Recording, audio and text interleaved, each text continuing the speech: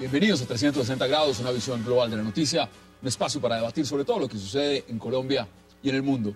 Y esta noche 360 abrirá con una entrevista a un senador que se ha convertido en una voz crítica de las propuestas de la administración del presidente Santos.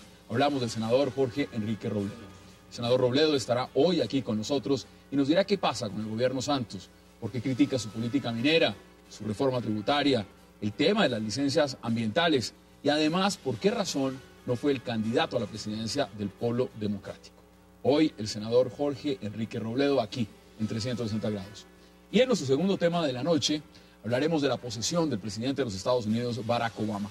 Una celebración enmarcada por altas tasas de desempleo, disputas políticas fiscales con los republicanos y la expectativa de una comunidad hispana que espera una reforma migratoria.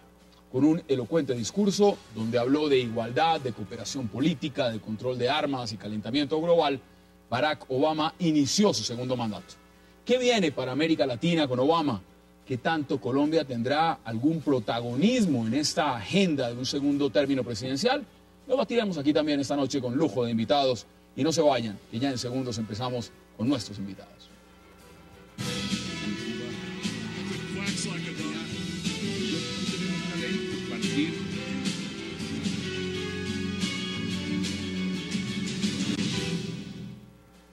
Y le doy la bienvenida de inmediato a 360 al senador del Polo Democrático, al senador Jorge Robledo. Senador, qué placer, hace tiempo no nos veíamos y muchas gracias por aceptar esta invitación. Mil gracias a usted, Hassan, nuevamente por su hospitalidad, a sus televidentes, mis saludos. Mire, son muchos los temas para hablar con usted y ahí lo que nos falta es tiempo, pero empecemos por lo puntual. ¿Encarna usted la oposición en Colombia? ¿Usted es el opositor número uno al gobierno en este momento? Pues aspiramos, por lo menos, Hassan.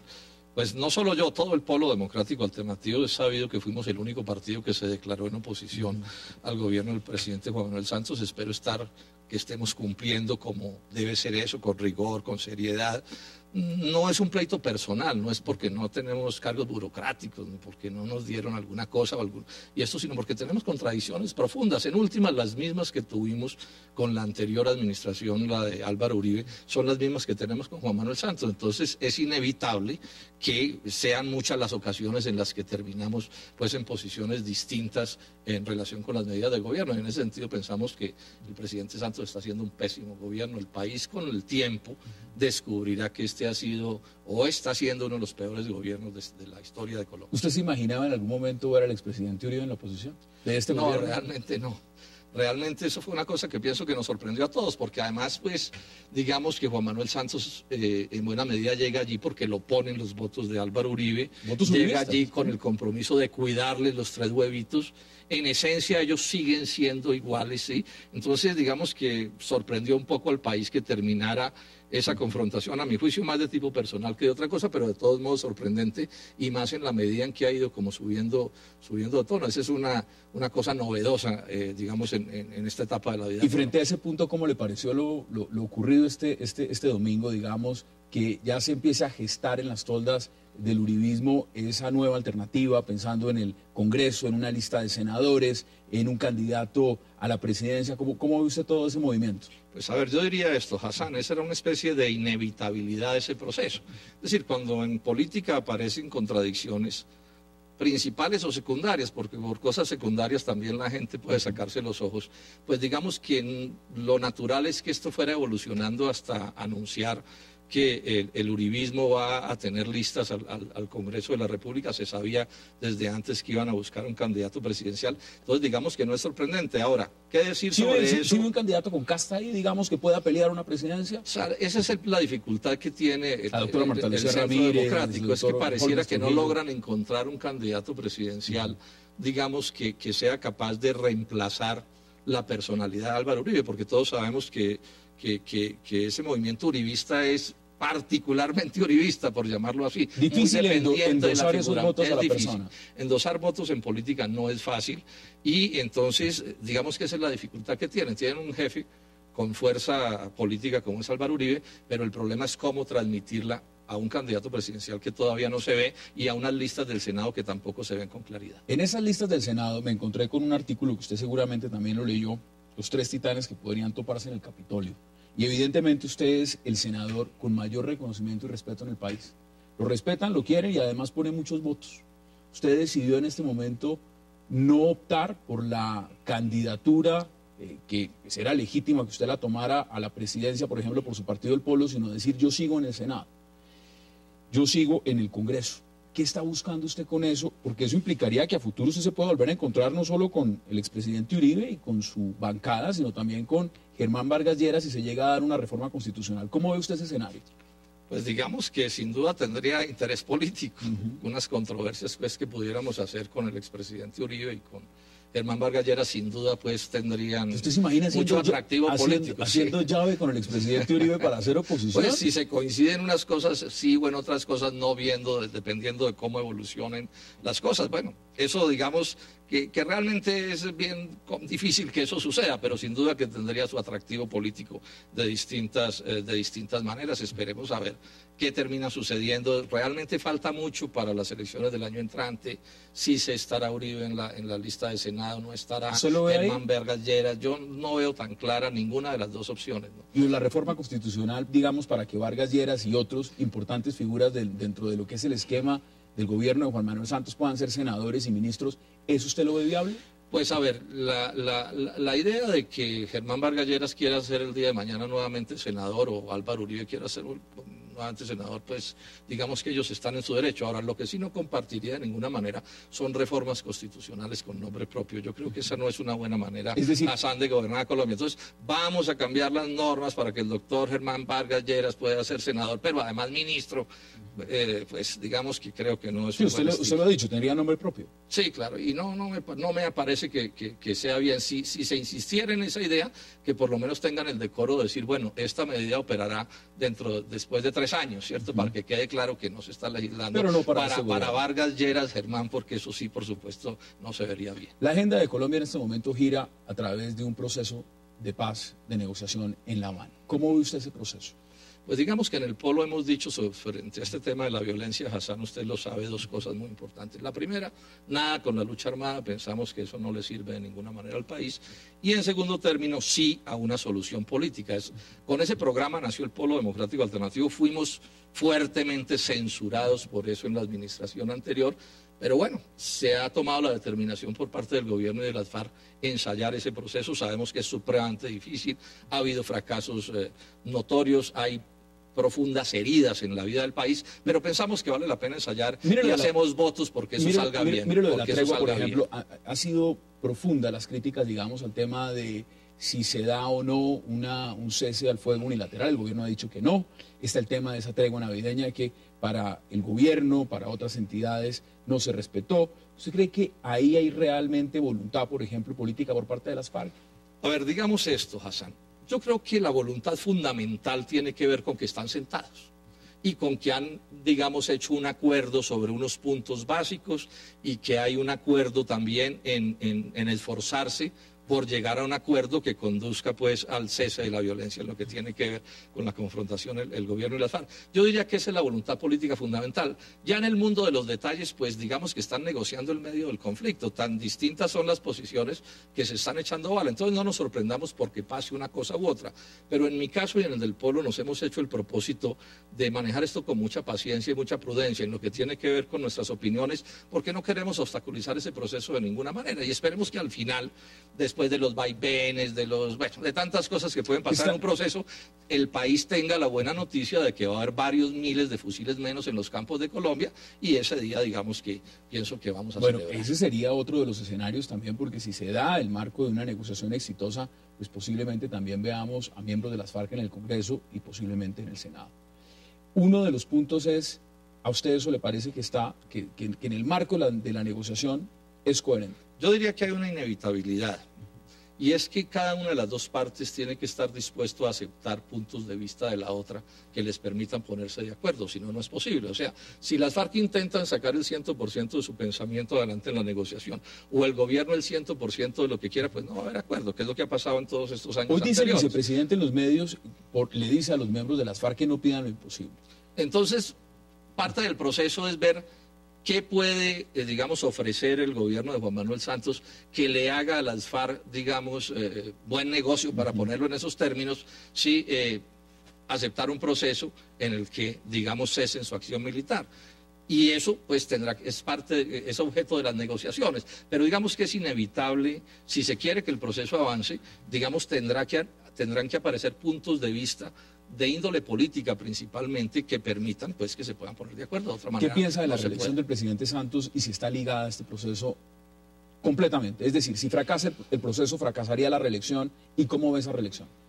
Yo pienso que la reelección del presidente Santos sería una de las peores cosas que le podría pasar a Colombia. Nosotros con Juan Manuel Santos, o en mi caso particular, tengo dos grandes desacuerdos. Primero, que la partitura que toca, sí, o sea, su programa, los 3 famosos huevitos de la administración anterior me parecen terribles como Pero usted dice que no los está manera... cuidando. No, sí los está cuidando. Como manera de conducir a Colombia me parece malísima. Pero es que además es de una mediocridad impresionante ya la administración de este gobierno, de las propias normas que ellos deciden. Entonces, 4 años más de eso, pues me parece que sería muy malo para el país. ¿Y no lo Pero ve por supuesto condicionado? que él lo va a aprovechar y está aprovechando el proceso de paz.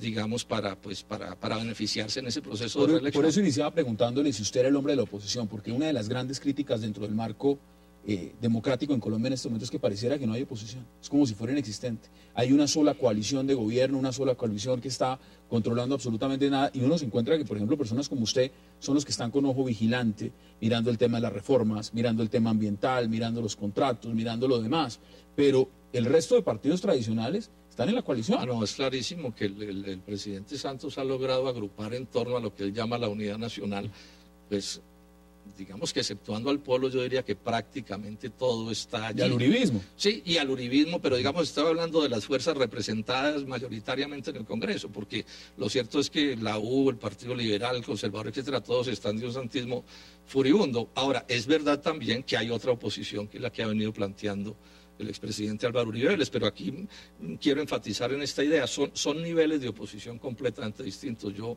por muy enconada que resulte ser el conflicto entre Álvaro Uribe y Juan Manuel Santos, pienso que ese es un pleito entre compadres, como se dice ¿Usted todavía los ve así? Sí. ¿Los ve? Pues, digamos que sí, en los hechos medulares, fundamentales, centrales, por ejemplo, en el tema de los 3 famosos huevitos, particularmente en el huevito económico, que yo considero Ya vamos a entrar ahí, mire, ya vamos a hablar del huevito económico. Son bastante más parecidos que diferentes, mientras que en el caso del polo es notorio que tenemos distancias muy grandes con la actual administración. Miren, vamos a la pausa y ya regresamos con esta entrevista con el senador del Polo Democrático, Jorge Enrique Robledo, el hombre de la oposición, el senador más reconocido y más respetado, según las encuestas, en Colombia. No se vayan, ya volvemos.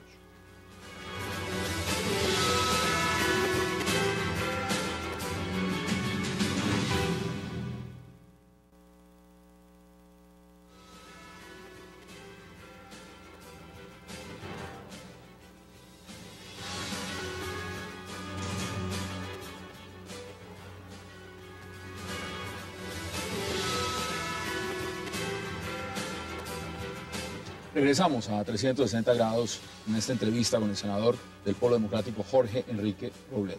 Senador, hay varios temas.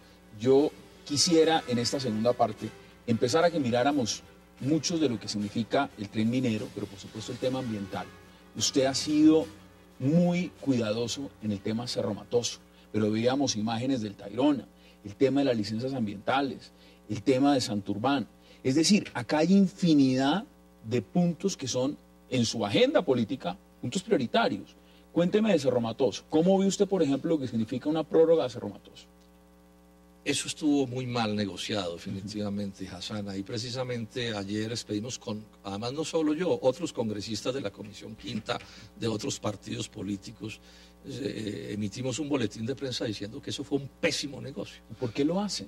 ¿Por qué lo hacen si es pésimo? Esa sería la digamos? pregunta del millón para hacérsela al gobierno nacional. Un pésimo negocio, porque fíjese usted, esa empresa, todos esos activos debían revertirle al país el año pasado.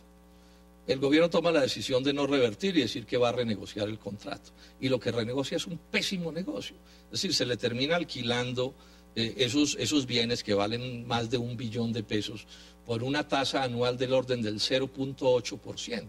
Eso configura un detrimento patrimonial aquí en Cafarnaún. Unos bienes que nos han debido alquilar por lo menos por unos 40.000 millones de pesos, se terminaron alquilando por ahí por unos 12.000. ¿Y las regalías? El gobierno dice que en tema de regalías entonces ese es el truco. Esa regalía del 1%, que es la única efectiva porque la otra está por verse, es para reemplazar ese arriendo que no nos pagan.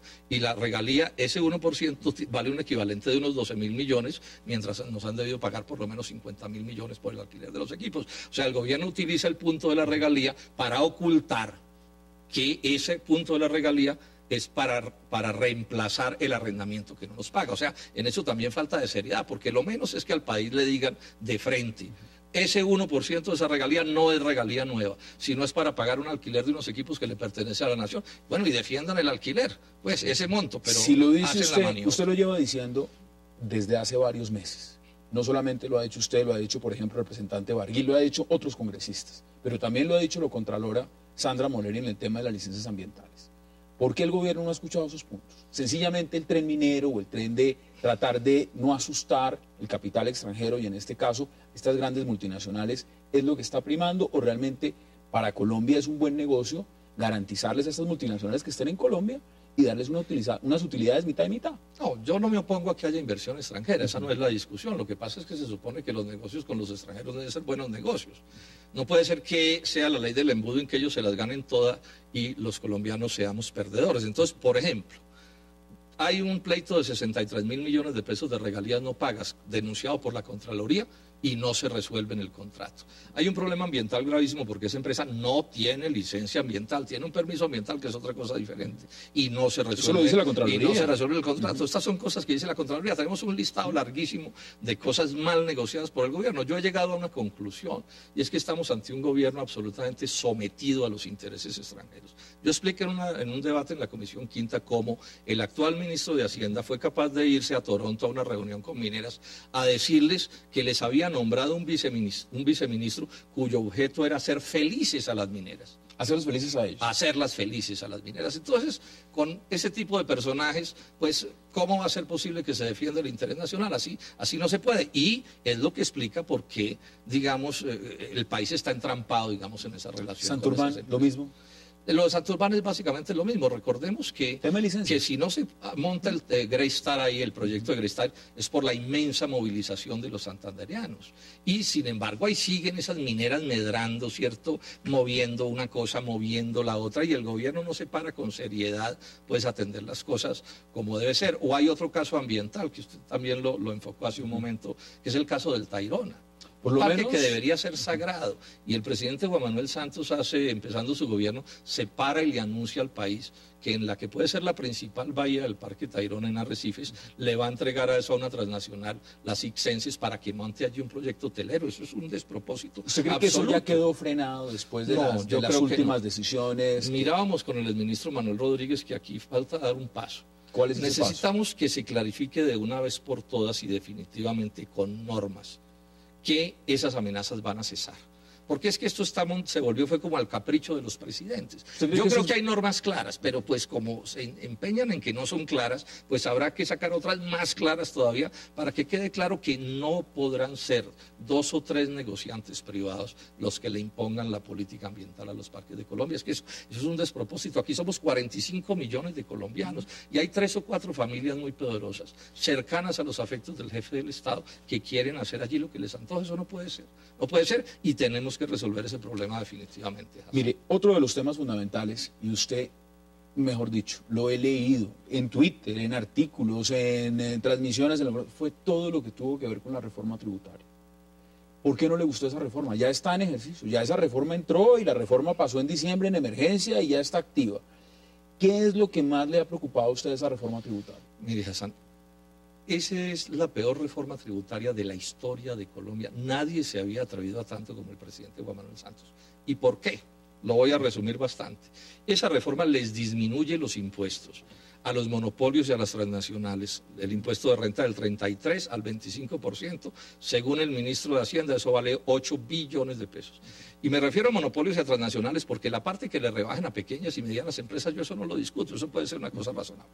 Entonces le disminuye los impuestos, por ejemplo, a Carlos Slim, a los grandes banqueros de Colombia. Y para compensar la plata que no van a pagar los súper ricos, le aumentan al pueblo raso el IVA en 400.000 millones de pesos y sobre todo a la clase media le caen durísimo con un nuevo impuesto que llaman el IMAN. Entonces, decían que la clase digamos, media más regresivo no puede hacer. No, pero eso pues no es cierto, no corresponde con la realidad. Parte del problema que tenemos es que en esto y en otros muchos temas estamos ante un gobierno que no le dice la verdad al país. ¿Cómo se atreve el presidente Santos a decir que la reforma tributaria les iba a poner más impuestos a los que más tenían y menos a los que menos tenían, cuando se los disminuyó a Carlos Slim y se los aumentó, por ejemplo, a los profesores universitarios, ¿sí? Y por supuesto a los colombianos, rasos o los sectores populares? Y sin embargo hubo en su momento un gran debate, no se aprobó como inicialmente la había propuesto el gobierno y se hicieron una colcha de retazos y salió lo que salió. A usted no le gusta en nada, sin embargo, las modificaciones que lograron hacer en el Congreso al producto final. Digamos que, por ejemplo, Santos intentó que fueran 900.000 millones más en IVA y se quedó en 400.000 en el forcejeo. El imán golpeaba todavía más duro a la clase media que lo que lo terminó golpeando, porque en el forcejeo se avanzó, pero entonces le quedó un roto de 2 o 3 billones de pesos a las finanzas públicas. O sea, digamos que en estas cosas uno tiene que analizar en lo fundamental. Parte del truco del gobierno es ponerse a mirar los detalles para que las ramas no dejen ver el bosque. Por ejemplo, entonces, ¿que a quién le bajaron el IVA, a quién se lo subieron? El punto que deben aprenderse los colombianos es que el IVA va a valer 400.000 millones de pesos más que lo que valía antes.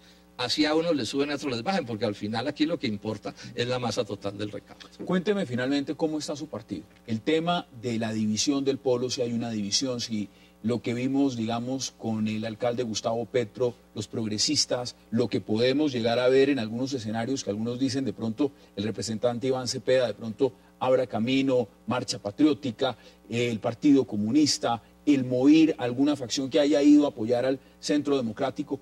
¿Están ustedes consolidados como fuerza política o están muy divididos? No, yo diría, Hassan, que los sectores del polo que no pudieron entender que este era un proyecto en serio, que no era un mientras tanto, no era un estribo para satisfacer aspiraciones personales o de grupo, esos sectores se fueron del polo, pero aquí quedó un núcleo fuerte, un núcleo duro. Yo estoy muy optimista, pienso que la decisión de lanzar la candidatura de Clara López va a ser un éxito supremamente grande. Estoy seguro que vamos a elaborar excelentes listas de Senado y de Cámara. Estamos muy tranquilos con todo ese problema del umbral, o sea que estamos, digamos, muy tranquilos. Nosotros, digamos, sacamos votos para la consulta interna del polo, sacamos votos en más de 1.000 municipios de Colombia. Hubo ciudadanos que fueron y depositaron el voto en la urna diciendo: yo soy del polo, soy orgulloso de ser del polo. Pero además estamos tirando una política muy amplia, como siempre ha sido, invitando a los trabajadores, los campesinos, las clases medias, el empresariado que esté por defender la producción. Es que Santos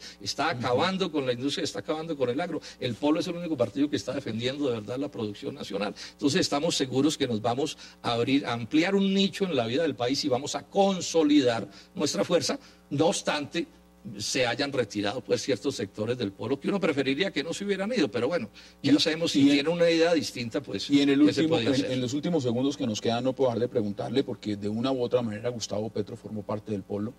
¿Cómo ve la alcaldía de Gustavo Petro? Pues recordemos que no votamos por él, nosotros presentamos la candidatura de Aurelio Suárez y sin duda es bien mediocre el resultado. Yo diría que hay consenso incluso entre muchos de quienes votaron por el actual alcalde en la idea de que lo viene haciendo con una mediocridad bien notoria. Advirtamos también que no estamos pues promoviendo la revocatoria del alcalde, pero sí pensamos que si se le pone calificación al año, perdió el año. Senador Jorge Enrique Robledo, como siempre un verdadero placer por aceptar la invitación.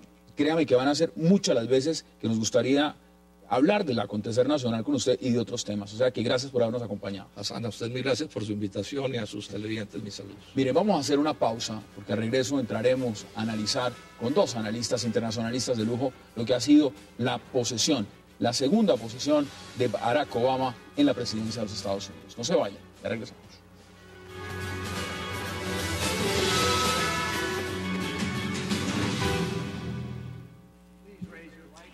Levante su mano derecha y repita después de mí. Yo, Barack Hussein Obama, juro solemnemente que ejecutaré con fidelidad el cargo de presidente de los Estados Unidos y en lo mayor de mi capacidad preservaré, protegeré y defenderé la Constitución de los Estados Unidos. Con la ayuda de Dios. Felicitaciones, señor presidente. Regresamos a 360 grados y estamos viendo, por supuesto, las imágenes de lo que fue la juramentación del presidente Barack Obama, su segunda posición, juramentación en público. Y para eso, para debatir sobre el tema del día a nivel mundial, le doy la bienvenida a Sandra Borda y a Rafat Godme. Qué placer y gracias por aceptar esta invitación. Gracias. Bueno, Sandra, ¿cómo ve usted la posición, la austeridad, un nuevo tono? ¿Cómo la percibió? Yo creo que el tono es un tono bien distinto. Si uno compara este discurso con el discurso de hace 4 años, creo que el tono de este discurso es menos conciliador frente a los republicanos y deja entrever una agenda mucho más liberal, yo me atrevería a decir que inclusive un poco liberal de izquierda en lo que va a ser la nueva administración del presidente Obama. Hay un llamado mucho más concreto hacia los electores y hacia la gente, hacia la unidad, hacia la acción colectiva, y se dejaron ver ciertos temas en los que la posición de los demócratas es una posición sustancialmente distinta a la de los republicanos. Estaban diciendo, now is the time to start what we started. Sí, o sea, ya es el momento de continuar lo que empezamos. ¿Qué dice usted, Rafa? ¿Está de acuerdo? ¿Cómo vio usted la posesión, el discurso y lo que dijo el presidente Barack Obama? Bueno, personalmente me inclino más a pensar en que la posesión debe ser vista en el contexto de la evolución política de lo que está ocurriendo en Estados Unidos. La evolución política en este momento, en perspectiva histórica, es que el sistema bipartidista está evolucionando de manera bastante negativa desde el punto de vista democrático. Dicho en palabras más sencillas, me parece que el tono de Obama es un tono populista, el del discurso hoy, tal y como fue durante toda la campaña. Es un tono que está mostrando ante el público, ante el gran elector, una posición, digamos, en el sentido de que ya toca implementar las leyes que en efecto tocaba implementar en los 4 años anteriores. Pero si uno va al trasfondo de lo que está ocurriendo en este momento en la política norteamericana, en efecto está ocurriendo todo lo contrario. En la práctica, Obama termina nombrando a republicanos en la CIA o en el Departamento de Defensa, lo cual muestra que está buscando conciliación con el Partido Republicano. El sistema está evolucionando hacia una especie de unipartidismo. Yo no está muy de acuerdo con Sandra. No, me distancio un poco. Me parece que Obama está buscando conciliar sus posturas con el republicanismo. Eso ocurrió con el techo, con el aviso fiscal. Una conciliación con el partido. ¿Qué dice usted? Pero mire, fíjese que, por ejemplo, en el tema del nombramiento del secretario de Defensa, el nombramiento de Chuck Hagel se ha convertido en una pelea absoluta entre los demócratas y los republicanos, porque a pesar de que es un republicano que no sigue las líneas del neoconservadurismo tradicional, es mucho más demócrata. Y parte de lo que intentaba decir es justamente que si uno mira los temas que toca Barack Obama en el discurso inaugural, son temas de una agenda liberal ultra progresista. Y empieza hablando... Esa es la teoría, Sandra, ese es el discurso, esa es la retórica, por favor. Yo solamente estoy hablando del discurso. De retórica política totalmente de acuerdo, yo estoy hablando solamente del discurso, pero fíjese que es muy interesante que empiece hablando, cuando está hablando de política exterior, que no empiece hablando de seguridad, que no empiece hablando de guerra, sino que empiece hablando de cambio climático. Mire, importante ese tema porque ha mencionado varias cosas que quiero, y además un tema que a los latinos les importa mucho, una parte fundamental dentro de su triunfo, el tema de la reforma migratoria. Pero démosle la bienvenida también ahora desde San Antonio, en Texas, a César Martínez. César, bienvenido y qué placer, gracias por acompañarnos. Muchas gracias, Hassan. Yo creo que sumando lo que decían nuestros compañeros y mencionabas ahorita, un discurso de buen tono, se abre, digamos, como dice la campaña, se hace en poesía y se gobierna en prosa. Yo creo que hoy fue todavía una parte de poesía, algo ideal, tratar de unificar, pero veamos en la práctica, a partir de mañana comienza la parte de la prosa, veamos qué tal se da todas estas reformas, la reforma migratoria, el control de las armas de alto poder, el control también de la deuda. Son muchos temas que habrá que ver si estas partes de las palabras se convierten en hechos a partir de mañana. Por supuesto. Mire, veamos declaraciones que dio justamente el presidente Barack Obama el día de hoy durante su posesión. Hay que concebir nuevas ideas y nueva tecnología para rehacer nuestro gobierno, rehaciendo nuestro código tributario, reformando las escuelas, empoderando a nuestros ciudadanos con las destrezas necesarias para trabajar más, aprender más y elevarse más aún. Pero mientras que los medios van cambiando, nuestros propósitos se van renovando. Una nación que recompensa los esfuerzos y la determinación de cada norteamericano. Eso es lo que exige este momento. Eso es lo que dará un verdadero significado a nuestro credo. Sandra, este sería el 5º año de gobierno. Los analistas, los expertos dicen que el 5º año siempre no es muy fácil. Ahora hay un tema de fondo y es que durante la campaña sabíamos que la economía iba a ser el tema de fondo. Vimos lo que fue el endeudamiento, el tema de esa disputa por el techo fiscal. Estamos viendo también, por supuesto, la creación de empleo. ¿Cuáles cree usted que van a ser los grandes retos en este segundo periodo? ¿Qué espera usted que Barack Obama haga en estos 4 años? Sí, fíjese que en el discurso de hoy yo creo que él ya dio un hint muy claro de por dónde va a estar guiada la reforma económica que va a continuar con el proceso de activación. La palabra equidad apareció una y otra vez. Todo el discurso hacía énfasis en la necesidad de que la reforma económica y que este proceso de transición le llegue a todo el mundo y que no solamente favorezca a una élite bancaria o a una élite económica en Estados Unidos. Y este es, digamos, el momento en el que Barack Obama le va a dar continuidad a lo que fue su programa de campaña. La promesa era una promesa de reactivación económica que que termine por subsanar un poco toda la gran división social que creó la crisis económica. Es decir, que dentro, leía, por ejemplo, algunos analistas republicanos y decían, hay que enseñarle también al presidente Obama que los ricos no son sus enemigos y que no podemos ponerlos contra la pared. ¿Usted cree que esto realmente, dentro del marco del Congreso, va a tener una favorabilidad? ¿O este hombre va a estar amarrado, como lo dicen, un lame duck hasta dentro de 2 años? Yo creo que la posición republicana no va a cambiar sustancialmente. Yo creo que se va a encontrar con la misma pared que se encontró durante el primer mandato, pero creo que hay una diferencia sustancial y es que en esta ocasión no tiene un incentivo tan grande para llevar a cabo trabajo conjunto de los republicanos, simplemente porque no va a poder ser reelegido. Así que lo que me temo es que vamos a ver un presidente mucho más amigo de las acciones unilaterales, de las órdenes ejecutivas y con mucha menos paciencia para lidiar con los republicanos. ¿Ustedes están de acuerdo, Rafael? Y luego voy con César a San Antonio. Rafael, ¿usted está de acuerdo? Yo lo que pienso es que el señor Obama, es cierto que los republicanos van a tener una posición unilateral e intransigente. De eso no cabe ninguna duda. Eso ha ocurrido en todos los gobiernos de Estados Unidos. Pero, por ejemplo, el señor Obama estaba negociando el abismo fiscal, de hecho solamente lo consigue por 3 meses, va a tener que renegociar nuevamente en marzo, pero al mismo tiempo ha tenido que ceder en algunos puntos al Partido Republicano. Hay un gran endeudamiento. El endeudamiento es decir, si lo vemos en la perspectiva a largo plazo, se puede resolver ciertos acuerdos, pero Estados Unidos está endeudado como nunca. Ahora, eso en el corto plazo, independientemente, va a tener que llevarlo a hacer acuerdos. Y por eso preguntaba si va a estar amarrado y limitado por un Congreso que todavía tiene mayoría republicana. Totalmente. Por ejemplo, Obama va a tener que ceder a los republicanos en el sentido de no recortar, no aumentar impuestos a los más ricos. Obama va a tener que ceder a los republicanos en el sentido de que va a tener que recortar en la seguridad social y en la salud, que es lo que más han pedido los republicanos hasta el momento.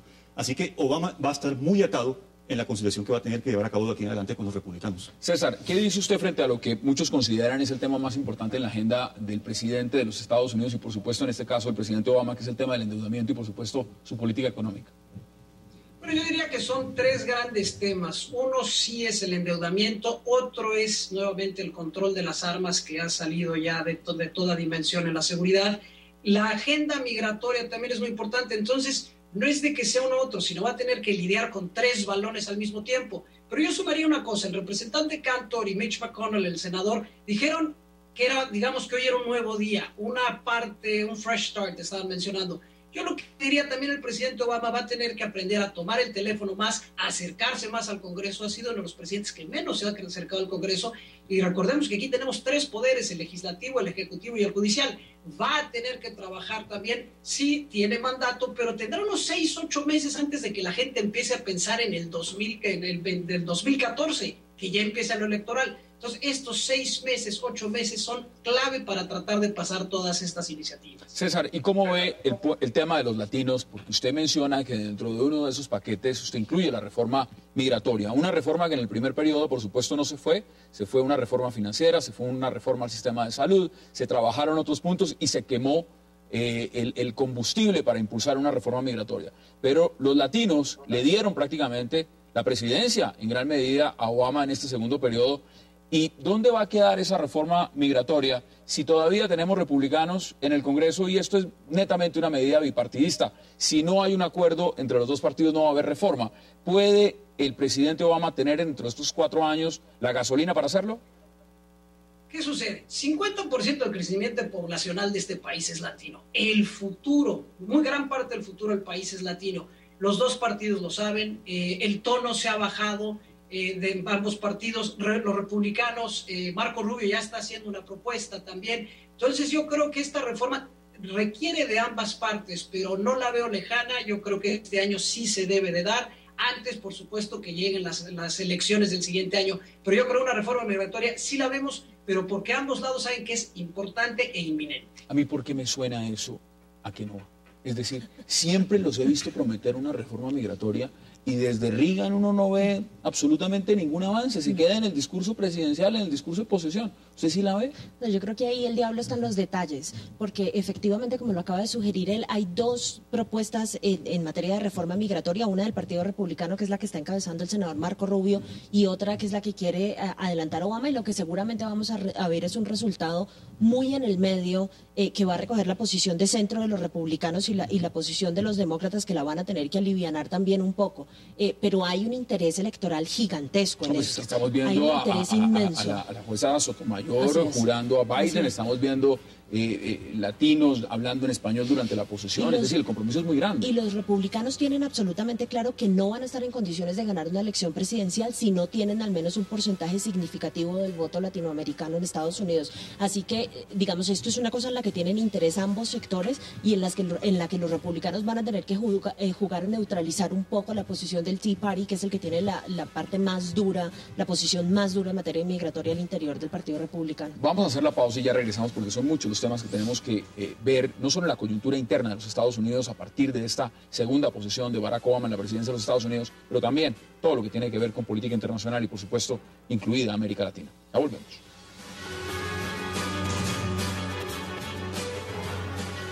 Llegó a Colombia Fonte Celta, el agua mineral más pura.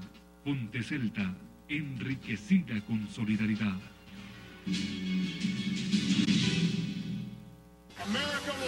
Norteamérica será siendo el ancla de las fuertes alianzas en todos los rincones del orbe. Renovaremos aquellas instituciones que entienden nuestra capacidad de manejar las crisis. Apoyaremos la democracia desde Asia hasta el África, desde las Américas hasta el Oriente Medio, porque nuestros intereses y conciencia nos llevan a trabajar en nombre de aquellos que luchan por la libertad. Estamos en 360 y, por supuesto, hablando de lo que fue la posesión, la segunda posesión de Barack Obama en la presidencia de los Estados Unidos. Rafat, hablaba el presidente, tema internacional, del rol que quiere jugar. Una cosa fue su discurso del Cairo, otra cosa fue también su discurso. Ahora hablemos del segundo periodo. ¿Usted cómo ve que va a ser esas relaciones? Y centrémonos en América Latina. ¿Se va a ver algún cambio? ¿O vamos a ver el mismo abandono que vimos durante los primeros 4 años, si es que esto no fue un abandono completo? Antes que nada, Hassan, permíteme definir a Mr. Obama como, desde una óptica general de las relaciones internacionales. Y lo primero que todo es que él va a proseguir implementando las políticas y prioridades que ha venido implementando él desde los 4 años anteriores y los gobiernos anteriores a él. Esto va a seguir siendo típico en la política exterior de Obama, a pesar de que sigue usando en su discurso, como lo vimos, el típico discurso liberal de que Estados Unidos es una nación indispensable para el mundo, que Estados Unidos va a seguir implementando y promoviendo las democracias del mundo. Sí, pero uno sabe que ese tipo de promoción de valores democráticos y liberales en el mundo siempre se hacen con medios o instrumentos violentos, tal y como hizo con Libia en el año 2011, por ejemplo. El cambio de régimen en Estados Unidos siempre va a estar mediado por ese tipo de factores. Ahora, en cuanto a América Latina, tanto en el discurso de Obama de campaña como en el de hoy, que no se persiguió por ninguna parte, ni en aquel momento ni hoy, esto puede obedecer a 2 factores. Voy a plantear 2 hipótesis brevemente. La primera, que América Latina ya no representa un peligro para la seguridad o los intereses norteamericanos, tal y como lo representaba una amenaza durante la Guerra Fría. Y eso obedece en parte a que en América Latina muchos estados han venido progresando, y progresando con políticas soberanas, como es el caso de Venezuela, por ejemplo, u otros países, Argentina, y el más representativo de todos es Brasil. Esa es una hipótesis, pero la segunda puede ser que en efecto Estados Unidos, en el contexto de que ha perdido tanto poder en el mundo, ha perdido legitimidad, ha perdido aceptación. De hecho, Estados Unidos solamente puede llevar a cabo política, su política exterior por medio de la violencia o dominación global. Ha dicho muchas cosas, Sandra. ¿Usted está de acuerdo o usted ve otro panorama totalmente distinto con la política exterior? No, aquí no importa que soy yo. Yo creo que lo interesante del discurso es que aquí sí hay mucha continuidad con respecto al discurso de la primera administración. Hay una diferencia sustancial entre la percepción que tienen demócratas y republicanos frente a lo que debe hacer Estados Unidos en materia internacional. Yo creo que hoy se mandaron varios mensajes distintos. Uno de ellos es que Estados Unidos definitivamente no va a procurar intervenir militarmente en el asunto sirio. Por lo menos Obama por lo menos por ahora. Y de lo que se trata, como se ha venido tratando durante los últimos 4 años, es de reducir la presencia militar de Estados Unidos en el sistema internacional. Lo anunció hoy. La guerra no puede ser un asunto perpetuo en el ejercicio de la política exterior estadounidense, y la opción es la misma opción que se planteó en la primera administración, que es una consolidación de las instituciones internacionales y de la acción conjunta a nivel internacional para evitar justamente que Estados Unidos... Perdón un segundo, para evitar justamente, no por una cuestión altruista, sino para evitar que Estados Unidos cargue con los gastos de intervenir. La diferencia entre... No, lo de América Latina no cuenta ni para demócratas ni para republicanos. La diferencia entre Obama y los republicanos es simplemente una cuestión de grado. Obama simplemente se está disputando el rótulo de aparecer como el mejor gestor, el mejor gerente del imperialismo norteamericano. Ya me va a contar usted, ya me va a contar usted, Rafa, realmente si ve algún legado o no. César, me interesa también conocer su posición frente a lo que cree usted va a ser la política exterior del presidente Obama y si va a cambiar en algo de estos primeros 4 años de gobierno. Varias cosas. Uno, yo creo es importante voltear a ver a América Latina, como lo dijo Mitt Romney inclusive durante los debates. Hay que ver a América Latina como un socio estratégico. El mercado de América Latina es gigantesco. Si no lo vemos en los Estados Unidos, China va a empezar a voltear a ver ese mercado. Entonces es una razón estratégica. Nuevamente es una zona de no conflicto, una zona de crecimiento, de mucho crecimiento. Entonces estratégicamente el país tiene que voltear a ver. Y nuevamente, 50 millones de latinos en los Estados Unidos que tenemos interés de que Latinoamérica le vaya bien. Muchos de nosotros son países de origen.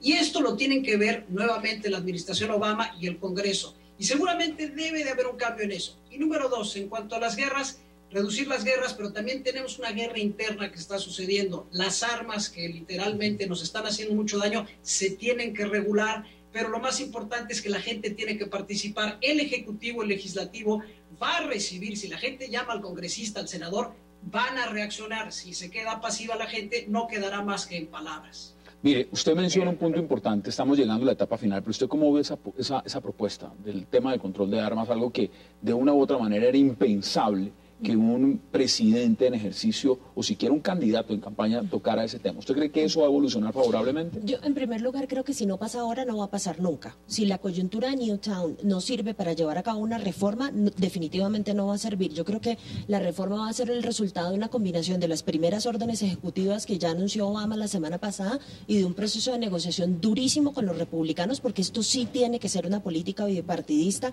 en la que seguramente vamos a ver algunas de las propuestas de Obama que se adelantan y otras que definitivamente no. Pues esto es un proceso larguísimo porque involucra directamente la Constitución de Estados Unidos y eso hace que la negociación sea muy difícil. Y rápidamente, ¿cómo ve el cambio de lo que puede significar esas figuras claves en la Secretaría de Estado, Secretaría de Defensa, por supuesto, lo que significa el Pentágono y la CIA? Es decir, esos elementos dentro de este nuevo esquema, ¿lo ve usted sustancialmente distinto a lo que podría ser una Hillary Clinton, lo que podría ser un John Panetta o lo que podría ser cualquier otro miembro de su gabinete anterior? Yo creo que es de esperarse un cambio un poco más trascendental, pero no gigantesco ni radical en el sector defensa y mucho menos en el sector diplomático.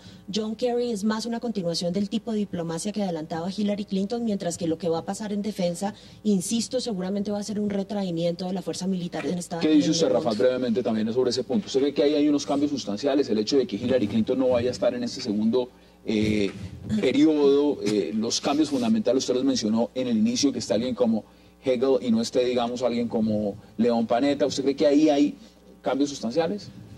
Hay cambios en la forma, pero digamos que lo que va a seguir ocurriendo es más lo mismo. Profundización de la implementación de la dominación global norteamericana. Ahora, Obama ya ha mostrado que su método favorito es el método del uso de drones para asesinar.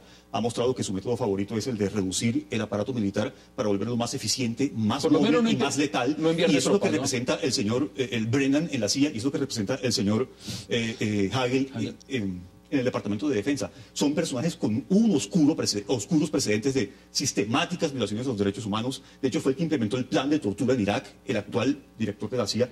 Y Obama es uno de los mayores perpetuadores de este tipo de prácticas en el mundo. Así que yo creo que va a venir más de lo mismo. Quiero en 15 segundos que cada uno me pueda dar su perspectiva de lo que es un legado. César, en 15 segundos, ¿cuál cree usted que es el legado Obama?